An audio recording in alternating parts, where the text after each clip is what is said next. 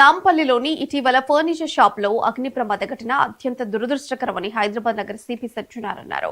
ఈ అగ్ని ప్రమాదంలో మరణించిన వారి కుటుంబాలకు ప్రగాఢ సానుభూతిని తెలిపారు.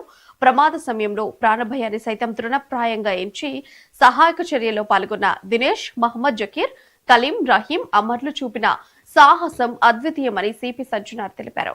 ఇవాళ గణతంత్ర దినోత్సవం సందర్భంగా పురాణి హవేలీలోని కొత్వాల్ హౌస్ లో పేట్ల బురుజులోని city armed reserved headquarters లో జరిగిన వేడుకల్లో ఆయన పాల్గొన్నారు. అనంతరం జాతీయ జెండాను ఆవిష్కరించారు. ఈ వేడుకల్లో విధి నిర్వహణలో ఉత్తమ ప్రతిభ కనబర్చిన సిబ్బందికి ప్రశంసా పత్రాలు అందజేశారు. అలాగే ఘటన జరిగిన వెంటనే స్పందించి సహాయక చర్యల్లో క్షేత్రస్థాయిలో సహకరించిన కార్పొరేటర్లు సురేఖ, ఓం ప్రకాష్, జాఫర్ ఖాన్ల చొరవ ప్రశంసనీయమని తెలిపారు.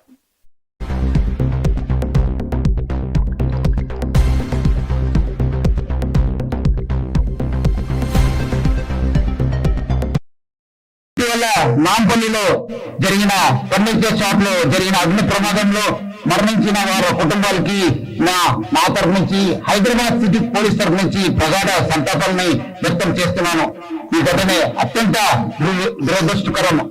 మనము GHMC, fire safety officials, HYDRAA ఇలాంటి సంఘటనలు పునరావృత కాకుండా మనము చర్యలు తీసుకోబోతున్నాం.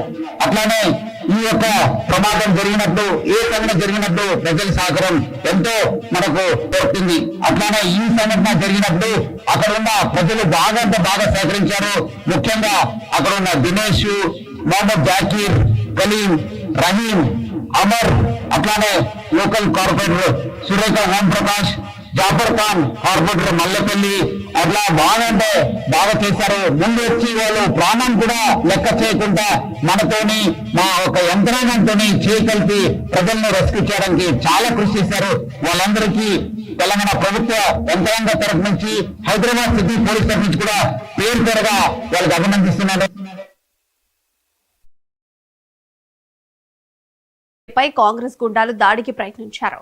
దుబ్బాక